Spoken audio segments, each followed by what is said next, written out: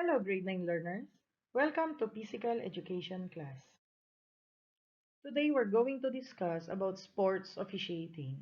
But first, let us define what sports officiating is. Ano nga ba talaga ang sports officiating?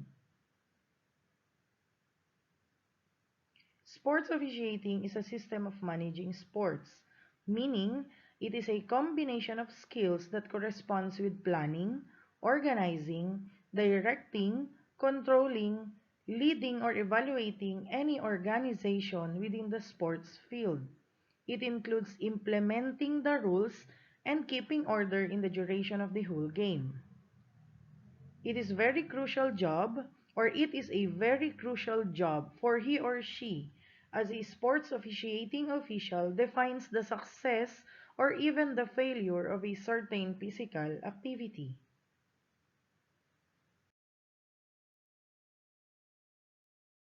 Now let us move on to the discussion of the qualities of an officiating official. So, gaya po ng sinabi natin nung una, an officiating official defines the success or the failure of a certain physical activity.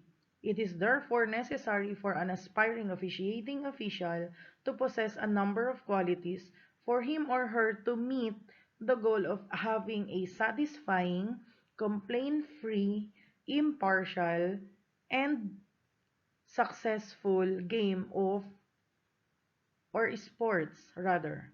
Now, we're going to discuss some qualities that must be considered. First of that is the physical qualities. So physical qualities refers to the physical attributes of an officiating official. Since an officiating official needs to catch up with every detail of what an athlete or player is doing on the court or the field, he or she needs to have a high level of fitness for him or her to be able to perform his or her job. So gaya nga po ng nadi-discuss natin, kailangan ang isang sports officiating official is physically fit. So like what we have discussed, physical fitness refers to the capacity of an individual to perform his or her daily tasks without undue fatigue or hindi po ganong napapagod. Gaya nga po ng sinabi natin, kailangan ng isang sports officiating official ay nakakasunod or nakakasubaybay sa kung ano man ang ginagawa ng mga athlete or ng mga player sa loob ng court or sa loob ng field ng track kung ano man po yung sports or game na kanilang sinasalihan. So physical fitness, alam naman natin, is not achieved overnight. One must work on with elevating his own level of fitness if he or she has to perform better in his or her chosen field of endeavor. So several ways uh, are done to determine one's fitness, which are basis in improving uh, our physical fitness. So, una na nga po doon is the body mass index or yung tinatawag po nating BMI. And then, the personal maximal heart rate and the training heart rate or yung PMHR and yung THR. Sunod is the fitness or the exercise program and then the nutrition and weight management. So let us first know how to compute for the personal maximum heart rate of an individual and then his or her target heart rate or the THR. So for our workout, meron po tayong moderate intensity lang na tinatawag kung saan it has the level of 40% up to 55%. So paano po natin kukumputin ang personal maximum heart rate? First is that 220 less the age of an individual or less your age, yun po yung yun yung sagot po doon ay magiging personal maximum heart rate or the PMHR of an individual. And then the PMHR, sorry for the typographical error, multiply by the intensity or the level of the workout, you will get the target heart rate or yung target lang na heart rate ng isang individual in every workout na kanyang gagawin. So, kung meron tayong moderate intensity workout, meron din naman tayong vigorous intensity workout which has the level or intensity of 60 up to the maximum of 85%. So, similar to the computation above, Kaya nga po nang sabi ko kanina, personal maximum heart rate can be calculated by subtracting the age from 220. And then, PMHR or the personal maximum heart rate multiplied by the intensity or the level of the workout is equivalent to the target heart rate of an individual. So, tandaan po natin, kapag tayo ay nagmumultiply, you have to convert a percentage into a decimal point. So, for example, let's calculate for the PMHR and THR of a 28-year-old basketball player doing an 80% intensity workout. So, for this moment, alamin muna natin ano ba ang intensity or ano ba ang level ng workout ng individual na pinag-uusapan natin. Sabi nga po dito, 80% given na. 80% intensity workout. That's why it is considered to be vigorous. And then now, let us compute for the PMHR or the personal maximum heart rate of an individual. So, personal maximum heart rate is equivalent to 220 less, ilang taon siya? Okay, 28 years old is equals to 192. So, meaning, a 28 years old must obtain a personal maximum heart rate of 192 beats per minute. Now, let us compute for the target heart rate of an individual. So, target heart rate is equivalent to the PMHR, which is 192 BPM, multiplied by the intensity of the workout, which is 80%, or in decimal point, it is 0.80. Kapag po minultiply yung dalawa, ang sagot ay 153 BPM. So, tama.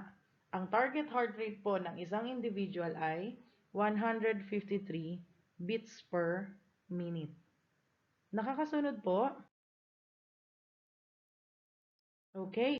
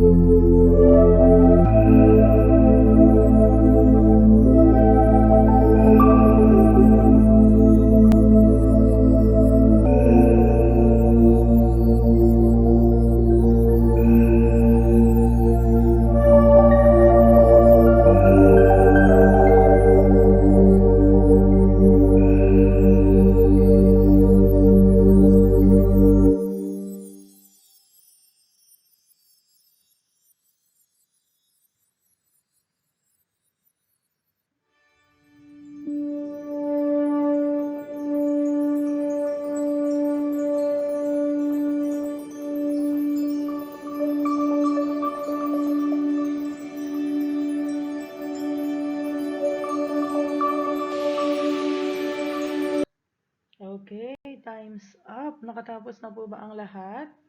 Itaas ang ating mga ballpen at tayo magpapatuloy na sa ating discussion.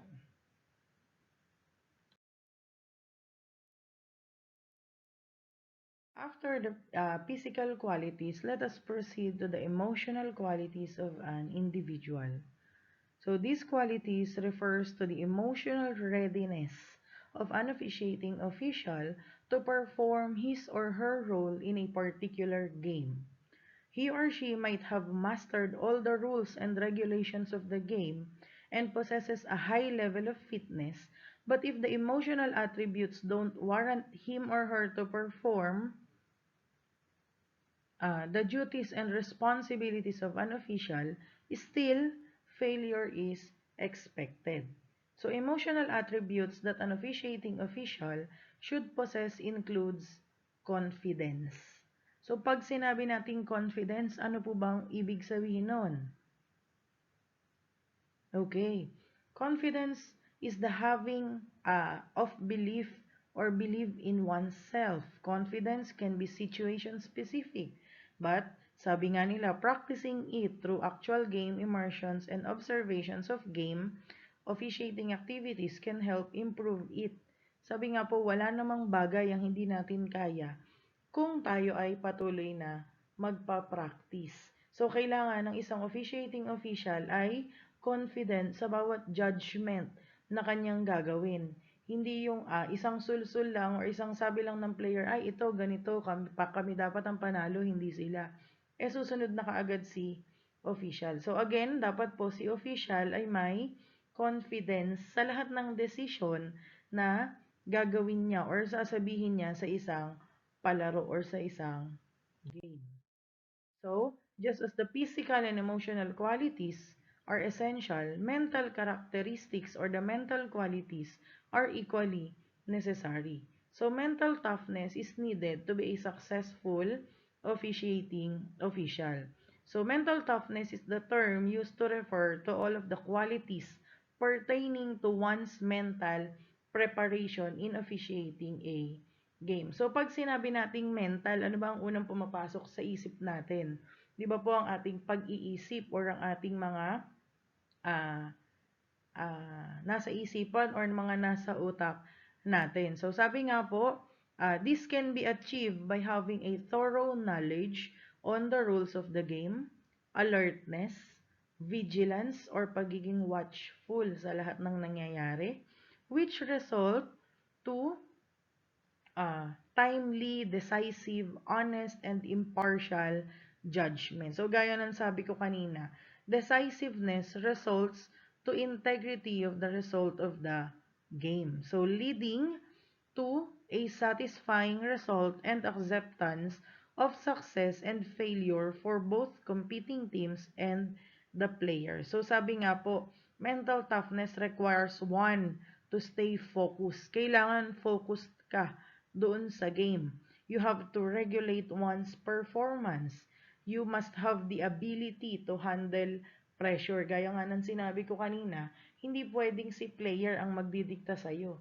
Ikaw dapat as an officiating official ang siyang magde-decide ano ba ang judgment mo base dun sa game na napanood mo at base din syempre sa rules na dapat ay sinusunod. And then lastly, he or she must have the control of the thoughts and feelings. Hindi pwedeng kamag-anak, hindi pwedeng kaibigan. So, as an officiating official, dapat po you are mentally ready. Kapag sinabing officiating official ka, nandun dapat ang puso mo. At nandun dapat yung proper judgment, yung proper and wise decision making na kakailanganin natin sa particular sports. So, ayan na, ilipat na. And the next, social qualities. So, pang-apat na po ito. Physical, emotional, mental, and then the fourth one is the social qualities. So, social qualities is the ability to deal with others at any given situation. So, always remember, palagi nating tatandaan that complaints are inevitable in a game. Hindi natin maiiwasan na merong magiging complaint or merong magiging question sa mga judgment na ginagawa natin. So, gaya nga po ng sabi natin, it is the capability or the ability to settle disputes without sacrificing the integrity of a game and the officiating team. So, to develop such qualities or social qualities, one must practice just as the emotional qualities do. So, gaya nga po ng sabi ko kanina, kailangan natin ng continuous practice in order to improve our officiating skills. So, surrounding oneself with people who make wise decisions, especially in officiating endeavors, might help one improve his or her decision-making skills. So, sabi nga, choose who your friends are. Kailangan pumili ka ng mga makakasama mo na makakatulong sa'yo in order for you to make wise and good decisions. So, sabi ko po kanina, paulit-ulit kong sinasabi, as an officiating official, kailangan meron tayong decision-making skills. We have to be decisive. Kailangan maging mabilis tayo sa pagdedesisyon. So, next, always remember that during physical activities, accidents may occur. So, as officiating official, one must be skilled and knowledgeable in dealing with these kinds of incidents. So, pag sinabi nating incidents or accidents during the game, during the sports or an activity, ano ba ibig sabihin nun? Siyempre po, maaaring merong na-aksidente, merong natapilok, may nabalian ng buto, meron dyan yung biglang hinimatay or biglang na nahilo. Ano bang dapat mong gawin bilang isang sports officiating official? Ano bang aksyon ang dapat mong gawin? Or ano bang first aid yung dapat na ia-apply mo sa particular situation na makakaharap mo?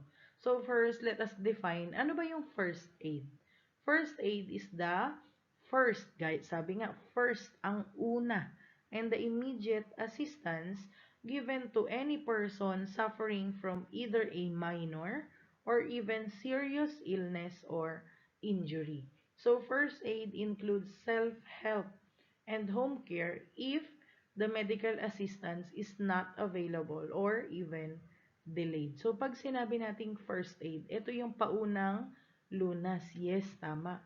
Ito yung ibinibigay natin kapag wala pa si medical assistance or kapag wala pa yung mga professional doctors or mga professional healthcare workers. So, for the objectives, ano ba mga objectives or what are the aims and goals of first aid? Meron po tayong apat. First is to save lives. From the word save, makapagligtas ng buhay. Then, to prolong life, para pahabain maaari ang kanyang buhay kung siya ay nagdedelikado na.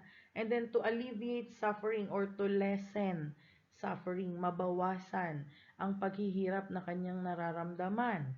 And then to prevent or para maiwasan ang mga susunod pa or mga maaari pang injuries.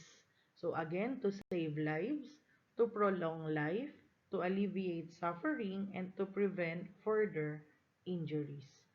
So now, let us proceed to the common injuries, prevention, and first aid. Gaya nga po ng sabi ko kanina, always remember that in every game, incidents may occur. Hindi natin may iwasan na magkakaroon ng injury ang mga player or even ikaw or yung mga kasama mong mga officiating officials. Pero pag dumating yun, ano ba ang dapat nating gawin or ano ba ang kaya nating gawin pagdating ng mga injuries na ito? Ito ay ilan lamang sa mga injuries na maaari nating ma-encounter and how we will prevent or even how we will apply first aid to a particular injury.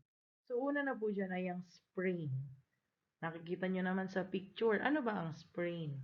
Sprain is a stretching or tearing of ligaments. And what is ligaments? Ligaments is a tough bands of fibrous tissue that connects two bones together in your joint. So, pag sinabi nating ligaments, ito po yung mga tissues na nagkokonekta sa dalawang buto. Kumbaga, ito po yung nagpapadulas ng sa ganon, hindi ganong nagkakaskasan or nagkikiskisan ng ating mga buto. So, pagka ang isang tao or ang isang atleta isang player ay naka-experience ng sprain, meaning there is a stretch or there is a tearing of the ligaments. O katulad po niyang nasa picture, maaaring siya ay natapilok, siya yung na-overstretch kapag nag-stretching pa lang, or so on and so forth. So what are the signs and symptoms of a sprain? It includes swelling, or in Tagalog, yung pamamaga, and bruising or yung pamumula. Hindi natin namamalayan, minsan namamaga yung loob, yung labas hindi naman namumula, or minsan naman namumula tas hindi naman nakikita yung pamamaga niya. So what are the first aid for sprain? So bago pala yon, dagdag ko lang sprains are caused by trauma. So such as the fall or even the blow to the body that knocks a joint out of a position and in the worst case ruptures a supporting ligament. So maaari nga gaya ng sabi ko pagkabagsak, pagkatapilok, overstretching or so on and so forth. So ano ba mga first aid na magagawa natin for sprain? Ito po yung tinatawag nating RICE. Sabihin nga po, RICE. Okay, very good. So, una po doon ay yung rest. Ano ba ibig sabihin ng rest? So, you have or an individual that experiences sprain must avoid activities that cause pain, swelling, or even discomfort. But don't avoid all physical activity. So, dapat po, the moment na na-sprain siya or nagkaroon ng tearing of the ligaments, magkaroon muna ng rest. Ipahinga mo muna. Huwag mong ilaban kaagad. Huwag mong puwersahin na lumaban ka agad kasi baka mamaya magkaroon pa ng further injury. So next, letter I, which is ice. Ano po ba Tagalog ng ice? Tama, yellow. So even if you're seeking medical help, ice the area immediately. So kapag po nagkaroon ng sprain, lagyan mo ng yellow. Pero take note, hindi po dapat directly na ilalagay mo doon sa injured area. So you must use an ice pack or slush bath of ice and water for 15 to 20 minutes. So pwede mo pong ibabad yung paa mo sa malamig na tubig na may yelo. Pero again, huwag pong directly yung yelo ang ididikit mo doon sa sugat. So 15 to 20 minutes each time and repeat every 2 to 3 hours while you're awake for the first few days after the injury. So, pwede rin po na ibalot natin sa thin cloth yung yellow bago natin idikit doon sa injured area. Tapos, sabi nga po kanina, 15 to 20 minutes mo yun gagawin. And kung kaya mo naman, i-continuous mo po yun for every 2 to 3 hours sa unang araw ng injury. Para nang sa ganon, it may reduce the swelling or mabawasan po yung pamamaga. And then letter C for compression. Iko-compress from the word compress. So you will help stop or lessen the swelling. So compress the area with an elastic bandage or a clean cloth until the swelling stops. Balutin mo. Babalutin daw po siya ng malinis na cloth or malinis na tela, or kung may elastic bandage tayo, elastic bandage po yung gamitin natin. Huwag mo siyang irarap ng sobrang higpit. Bakit?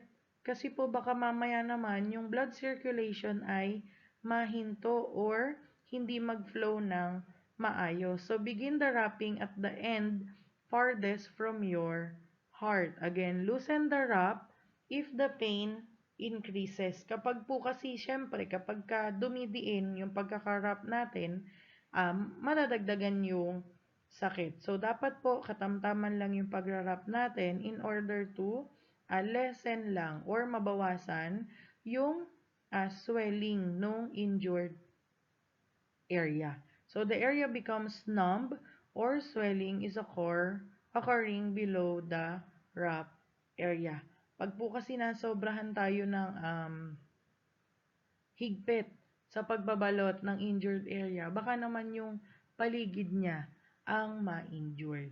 And then last is the elevation. So, root word elevate. Elevate the injured area above the level of your heart, especially at night, which allows gravity to help reduce the swelling. So, pag sinabi nating elevate, iangat natin ng konti. Kung meron kayong mga nakikita before or sa inyo nagawa na before na kapag kayo ay natapilok, kapag kayo ay na-injure, ine-elevate nila ng konti, nilalagyan maybe ng unan or ng kumot sa ilalim ng inyong paa or ng sakong, makakatulong yon nang sa ganun ay mabawasan din yung pamamaga, mabawasan po yung sakit na nararamdaman ng injured area or even the blood circulation ay magiging normal or neutralize. Sorry. So, after the sprain, meron naman po tayong tinatawag na strain. Again, strain. Sprain is the tearing of a ligament, while strain is a twist or pull or even a tear of a muscle. Kung kanina po, ligament, ngayon naman po, muscle or tendon, which is a cord of tissue connecting muscle to bone. Gaya po nung naka-highlight na kulay red na ito, kung nakikita po ninyo.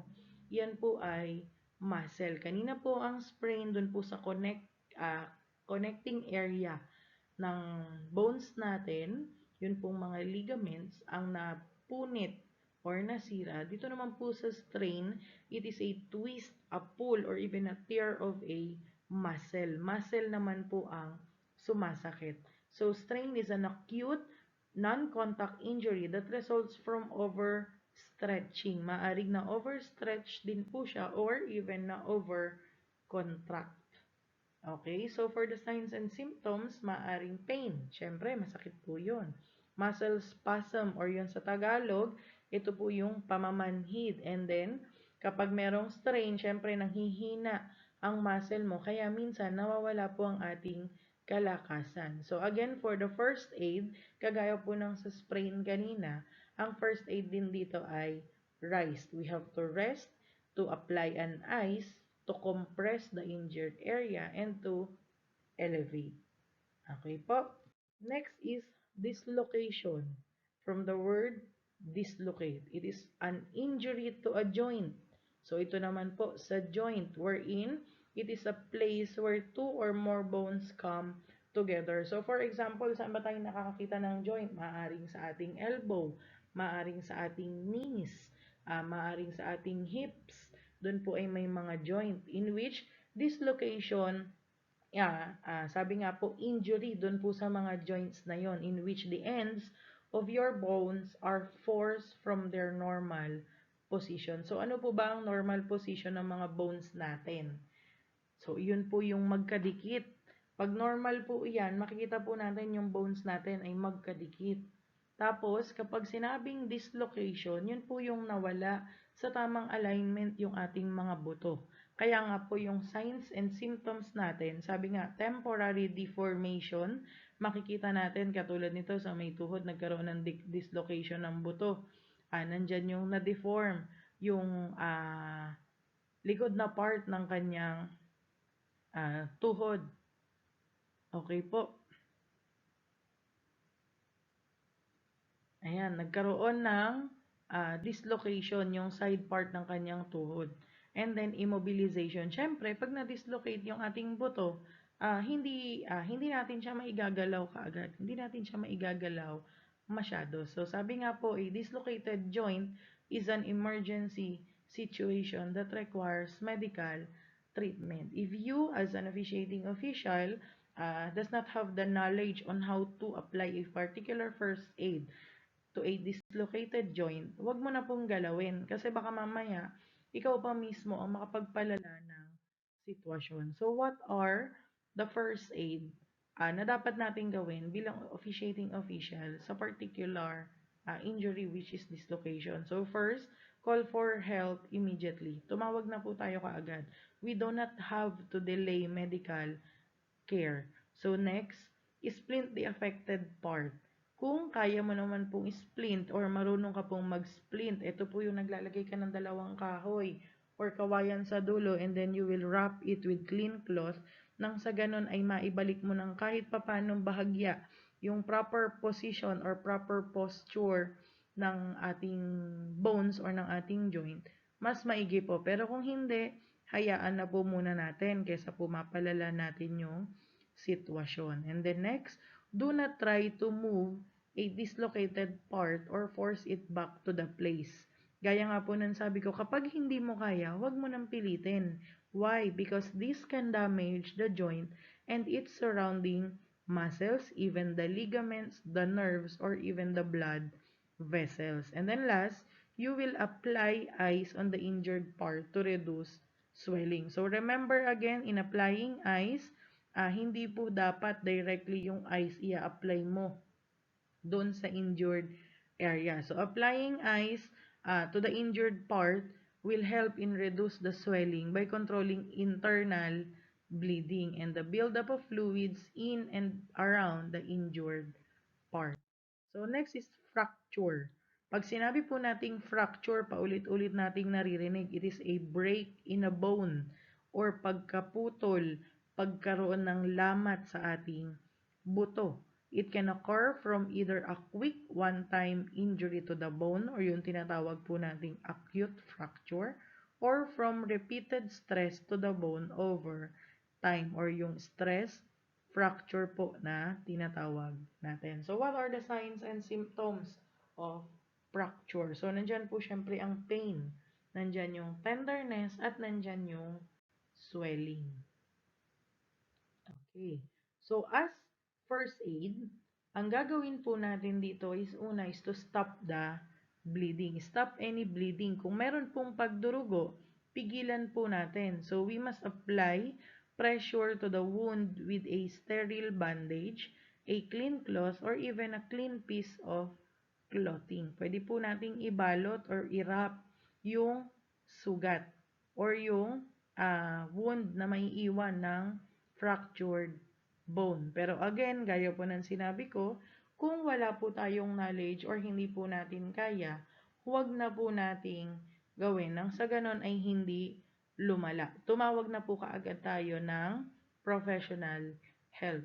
So then, kung tayo ay may knowledge sa pag-stop ng bleeding, we must immobilize the injured area. When we say immobilize, we don't have to try to realign the bones or push the bones that's sticking out back in. Hindi mo kailangan ipasok ulit. Kasi kaibahan po sa dislocation, ang fracture po ay nabali or naputol po yung buto. So, kapag nire-align po natin siya, maaaring magkaroon ng more injuries or more damage sa bone sa loob po ng injured part. So if you've been trained on how to splint and professional help isn't readily available, so yung paglalagay po ng splint ay maaaring makatulong. Pero again, kapag po hindi natin kaya, huwag na po nating gawin. So then, apply ice packs to limit swelling and help relieve pain. Paulit-ulit ko pong sinasabi, huwag nyo pong ididikit kaagad yung ice sa ating skin or directly sa ating skin. Dapat po ay balutin natin siya ng malinis na damit or bandage. Nang sa ganon, hindi po ma-damage yung skin po ng ating patient. Okay? And then next, treat for shock or even call for immediate help. So if the person feels faint or feeling niya nahihimatay siya o kaya naman po rapid yung kanyang paghinga or mabilis yung kanyang paghinga kasi nga po, syempre hindi naman natin maiiwasan na natataranta yung tao, lay the person down with the head slightly lower than the trunk and if possible, elevate the legs. So, kung kaya naman natin na itaas yung legs niya nang sa ganun ay magkaroon ng proper circulation of the blood, be it or gawin po natin. Pero again, ulitin ko ha, kapag hindi natin kaya at hindi natin sure yung gagawin natin, nagdadalawang isip tayo, huwag na nating gawin. And then next po is that, last na to siguro, heat exhaustion. So when we say heat exhaustion, it refers to the result of overheating body.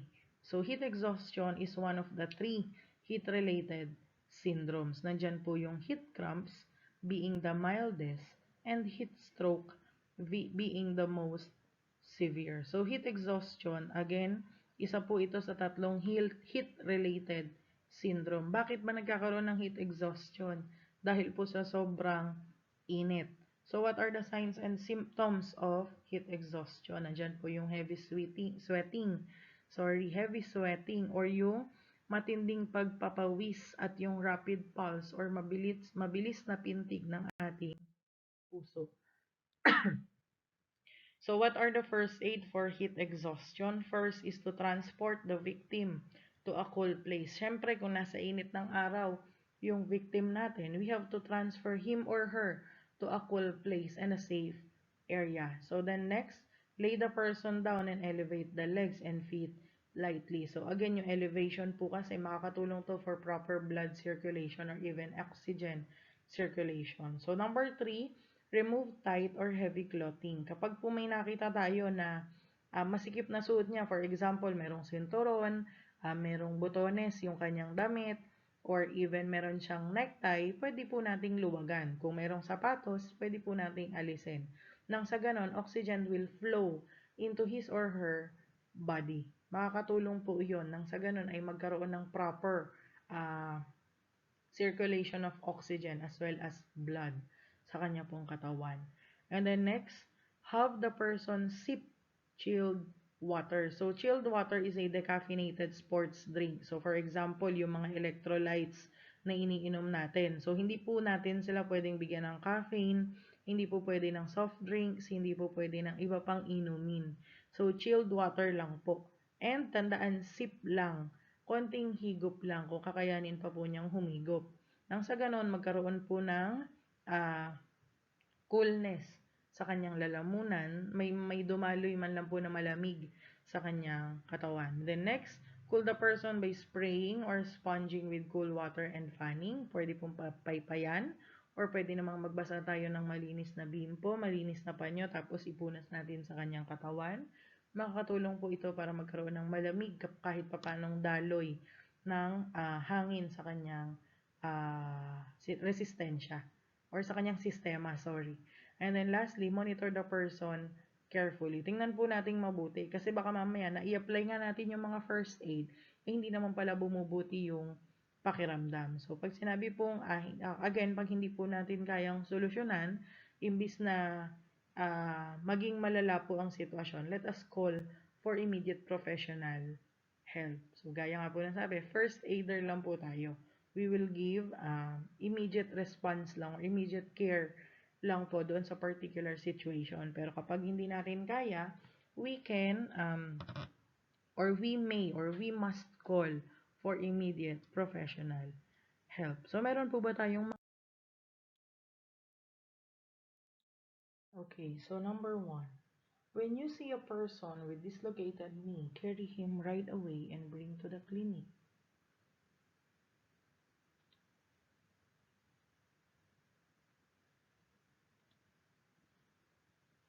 Agree or disagree?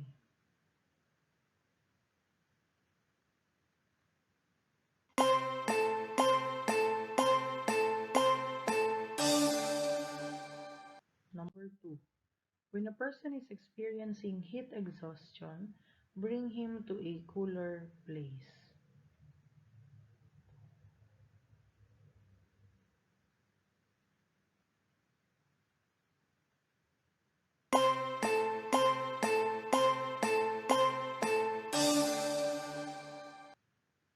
Number 3.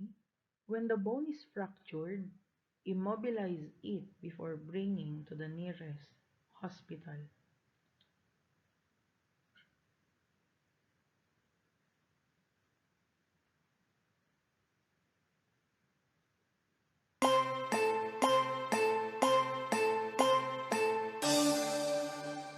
Number 4.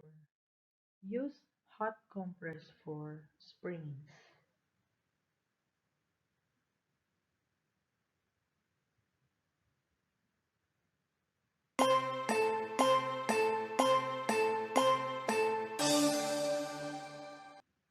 Number 5. Give plenty of water to the heat exhausted person.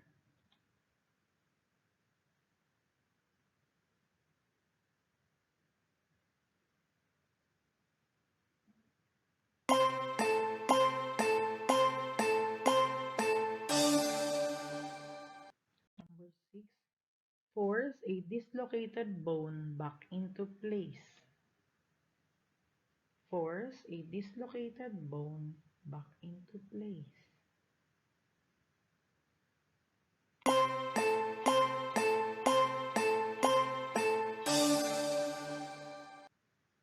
Number 7, sorry. If sprain occur, elevate the injured part.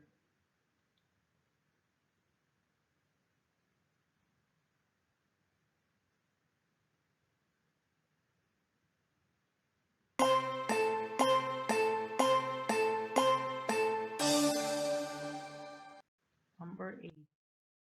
Apply ice to a sprained area. Number 8. Apply ice to a sprained area.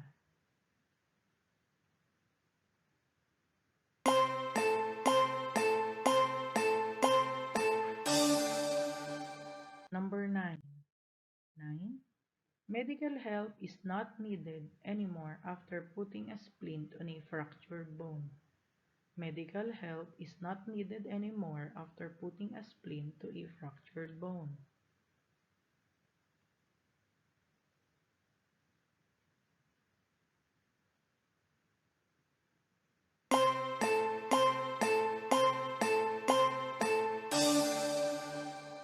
And last, number 10, always check the vital signs of the patient.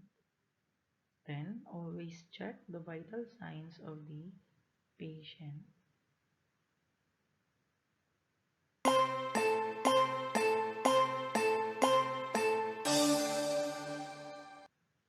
Okay, pens up. Itaas na po ang ating mga ballpen kapag tayo ay tapos na. So that ends our discussion for today.